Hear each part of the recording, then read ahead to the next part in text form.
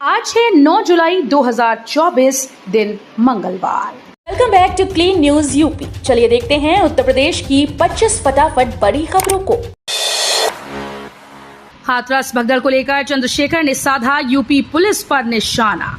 हाथरस भगदड़ और अलीगढ़ की घटना का जिक्र करते हुए बिजनौर की नगीना सीट से आजाद समाज पार्टी के सांसद चंद्रशेखर आजाद ने यूपी सरकार के कानून व्यवस्था पर सवाल खड़े किए। साथ ही यूपी पुलिस पर भी कई गंभीर आरोप लगाए हैं।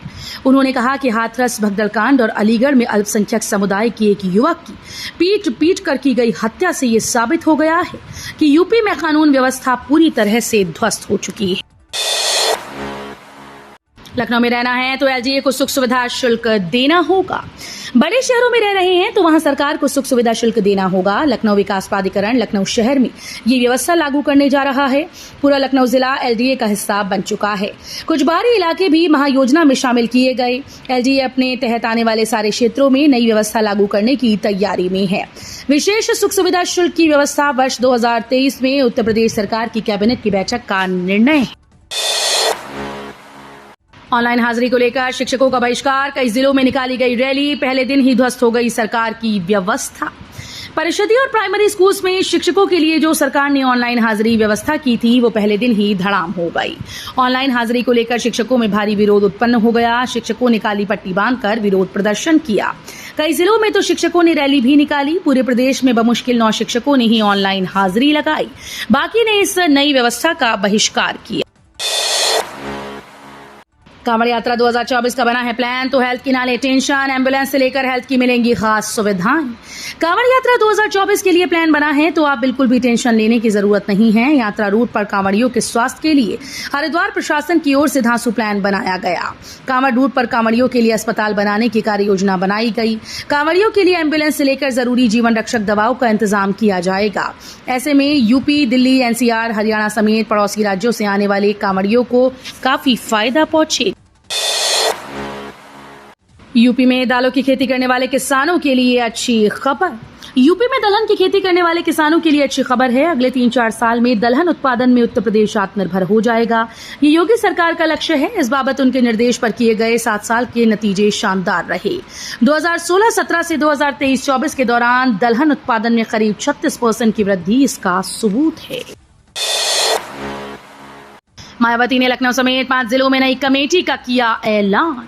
यूपी में लोकसभा चुनाव हार के बाद बसपा ने बड़े बदलाव कर दिए हैं। बसपा प्रमुख मायावती 2027 के चुनाव के लिए अपनी रणनीति तैयार कर रही है।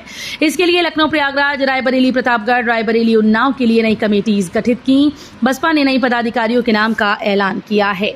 मायावती ने लखनऊ का जिला उपाध्यक्ष राकेश जायसवाल, प्रतापगढ़ का जिला उपाध्यक्ष अनवर अली, प्रयागराज का जिला उपाध्यक्ष अब्दुल रहमान, रायबरेली का जिला उपाध्यक्ष रामविलास लोधी और उन्नाव जिले का उपाध्यक्ष मूलचंद्र लोधी को बनाया है। रामनगरी अयोध्या में होगी कर्मकांड की पढ़ाई। सत्र 2024-25 से शुरू होगा वैल्यू एडेड कोर्स।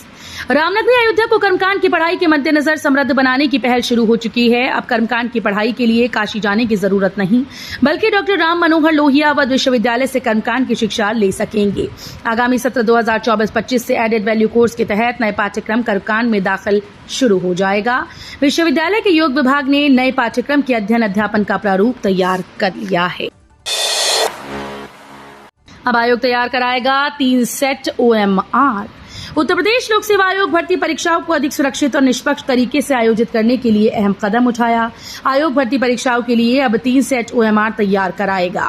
पहले 2 ही OMR तैयार किए जाते थे। कोषागार में रखने की व्यवस्था आयोग में नहीं थी। आयोग के सूत्रों की माने तो आगामी भर्तियों के लिए 3 सेट OMR तैयार कराए जाएंगे।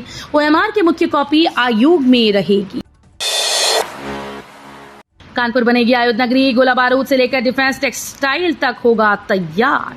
कानपुर के नरवल तहसील अंतर्गत साड़ में 218 हेक्टेयर से अधिक भूमि पर डिफेंस इंडस्ट्रियल कॉरिडोर आकार ले रहा है। यूपीडा के अधिकारियों के अनुसार अब तक यहां 24 कंपनीज ने निवेश की इच्छा जाहिर की, जिनमें से 5 कंपनीज ने निवेश शुरू करते हुए कार्य प्रारंभ कर दिया है।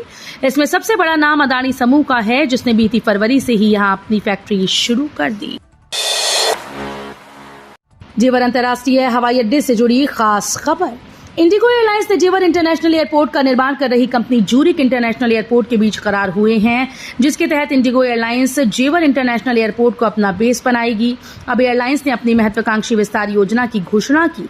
कंपनी जेवर में अपना नया हब स्थापित करेगी और चरणबद्ध तरीके से अपनी उड़ानों का विस्तार करेगी। चंद किसानों ने ग्रेटर नोएडा प्राधिकरण को दिया तगड़ा झटका, मजबूरी में सीईओ को वापस लेना पड़ा फैसला। ग्रेटर नोएडा प्राधिकरण ने 10 गांवों के किसानों से जमीन खरीद कर लैंड बैंक बनाने की योजना बनाई थी, लेकिन किसानों के विरोध के चलते ये योजना वापस लेनी पड़ी। प्राधिकरण ने इन गांवों में उद्योग लगाने के लिए जमीन खरीदने की घोषणा की थी। इसके लिए समाचार पत्रों और अपनी वेबसाइट पर विज्ञापन भी प्रकाशित किए थे। ब्लू लाइन और रेड लाइन मेट्रो के दोनों ओर 500 मीटर तक विकसित होगा ट्रांजिट क्षेत्र। गाजियाबाद शहर के निवासियों के लिए बड़ी खबर है। खासतौर से ब्लू लाइन मेट्रो और रेड लाइट मेट्रो जिन इलाकों से होकर गुजर रही है, उन इलाकों को बड़ा फायदा होने वाला है। उत्तर प्रदेश सरकार के टॉप अधिकारियों ने गाजियाबाद विकास प्राधिकरण को मेट्रो कॉरिडोर के साथ 500 मीटर के दायरे में ट्रांजिट ओरिएंटेड डेवलपमेंट क्षेत्र विकसित करने का निर्देश दिया। जीडीए के अधिकारियों ने बताया कि राज्य सरकार से अधिसूचना जारी होने के बाद टीओडी क्षेत्रों को परिभाषित किया जाएगा। गोरखपुर स्टेशन को विश्व स्तरीय बनाने का कार्य शुरू, तोड़े जा रहे पुराने भवन। गोरक्षनगरी की बढ़ती ख्याति के अनुरूप ही गोरखपुर रेलवे स्टेशन को भी विश्व स्तरीय बनाने के लिए पिछले साल बनाई गई योजना अब धरातल पर उतरने लगी है। स्टेशन के पुनर्निर्माण की शुरुआत जीआरपी थाने के बगल में स्थित स्टेशन मास्टर के पुराने आवास को तोड़ने से हुई। इसके बाद कुलियों के लिए बने शेल्टर हाउस तोड़े जाएंगे। स्टेशन पर सबसे पहले बीच वाले फुट ओवरब्रिज का निर्माण होगा। यूपी की सड़कों पर अब चलेगी नई जमाने की सरकारी बसेस, पुरानी बसेस से मिलेगा छुटकारा। उत्तर प्रदेश में पुनः योगी सरकार ने जनता के लिए एक शानदार पहल की। इसमें सड़क परिवहन निगम अब नए रोडवेज बस टर्मिनल्स के साथ साथ कमर्शियल कॉम्प्लेक्स भी तैयार करवा रहा है। सड़क परिवहन निगम अब अपने बस स्टेशन पर आने जाने वाले लोगों के लिए अच्छी सुविधा उपलब्ध करवाने के साथ ही संस्थाओं को बढ़ावा देना शुरू कर दिया है। प्रदूषण रहित परिवहन को बढ़ावा देने के लिए 5000 इलेक्ट्रिक बसेस को भी अब रोडवेज में सम्मिलित कर लिया गया है। बनारस में बसाई जाएगी नई काशी, मिलेंगे सस्ते फ्लैट और दुकानें। सिर पर खुद की छत और अपने आशियाने का सपना हर कोई देखता है, लेकिन महंगाई के इस दौर में इस सपने को पूरा करना हर किसी के बस में नहीं होता। लेकिन अब वाराणसी में न्यू काशी प्रोजेक्ट के तहत शहर के विस्तारीकरण के बाद अब अपने घर का सपना भी पूरा होगा और आपके बजट में आपको सस्ते घर भी मिल जाएंगे, क्योंकि लंबे वक्त से न्यू काशी प्रोजेक्ट के तहत चल रहे प्रयासों के बाद अब रिंग रोड पर पहले ग्रुप हाउसिंग प्रोजेक्ट को मंजूरी मिल गई है। महाकुंभ में 6 लेन सेतु की जगह गंगा पर बनेगा स्टील ब्रिज, रोपवे पर पिच। महाकुंभ में 2000 करोड़ रुपए की लागत वाली सबसे बड़ी परियोजना 6 लेन सेतु का निर्माण पूरा नहीं हो सकेगा। नगर विकास मंत्री एके शर्मा के साथ महाकुंभ की तैयारियों की समीक्षा में एनएचएआई के अफसरों ने ये स्पष्ट कर दिया। इसके विकल्प के तौर पर फाफामऊ में गंगा पर 600 मीटर लंबे स्टील ब्रिज का निर्माण किया जाएगा। योगी से मिले सांगा, ग्वालटोली मामले पर की चर्चा। भाजपा विधायक अभिजीत सिंह सांगा ने मुख्यमंत्री योगी आदित्यनाथ से लखनऊ आवास पर मुलाकात की। इलाके के विकास के साथ ग्वालटोली थाने के प्रकरण को लेकर चर्चा की। सीएम ने आश्वासन देते हुए कहा कि दूसरी एजेंसी से भी इस प्रकरण की जांच कराई जाएगी। विधायक पिछले सप्ताह पकड़े गए शिवा को फर्जी मुकदमे में गिरफ्तार करने पर उसे छुड़ाने ग्वालटोली थाने पहुंचे। इस यूनिवर्सिटी के शिक्षक गांव के लोगों की करेंगे तनाव और अवसाद की काउंसलिंग। शहर में अगर लोग तनाव और डिप्रेशन से परेशान होते हैं तो मनोवैज्ञानिक या मनोचिकित्सक के पास जाकर सही सलाह लेते हैं और ट्रीटमेंट कराते हैं। लेकिन गांव में अभी भी मानसिक स्वास्थ्य को महत्व नहीं दिया जाता। वहां ऐसी चीजों पर फोकस नहीं होता। लेकिन वहीं गोरखपुर यूनिवर्सिटी के मनोविज्ञान विभाग की टीम अब गांव में जाकर वहां के लोगों को जागरूक करेगी। साइकोलॉजिकल काउंसलिंग के लिए मनोविज्ञान विभाग की टीम गोरखपुर और आसपास के गाँव में जाएगी। नोएडा प्राधिकरण के बाहर किसान मांगों को लेकर धरने पर बैठे, पुलिस बल तैनात। भारतीय किसान यूनियन टिकैत ग्रुप की महापंचायत नोएडा प्राधिकरण के सेक्टर 6 कार्यालय के बाहर दोपहर 12 से शुरू हुई। उन्होंने नोएडा प्राधिकरण पर कई तरीके के आरोप लगाए। बारिश में परेशानी ना हो इसलिए किसान पूरी व्यवस्था के साथ पहुंचे। उनका साफ कहना है कि प्राधिकरण के अधिकारियों से कई बार बात हुई है कि वो आबादी की जमीन के मामले में फैसला करें, आबादी को न तोड़। यूपीपीएससी भर्ती परीक्षाओं में बड़ा चेंज, अब आधार कार्ड से होगा बायोमेट्रिक डेटा का मिलान। उत्तर प्रदेश लोक सेवा आयोग की भर्ती परीक्षाओं में पारदर्शिता के लिए महत्वपूर्ण बदलाव किए जा रहे हैं। अब केंद्रों पर ही आधार कार्ड से परीक्षार्थियों का बायोमेट्रिक डेटा का मिलान किया जाएगा। आयोग के सूत्रों की माने तो आगामी भर्ती परीक्षा में इसे लागू करने की तैयारी है। आर्टिफिशियल इंटेलिजेंस का उपयोग कर परीक्षा के दौरान संदिग्ध व्यक्तियों की पहचान व बायोमेट्रिक से पुष्टि की जाएगी।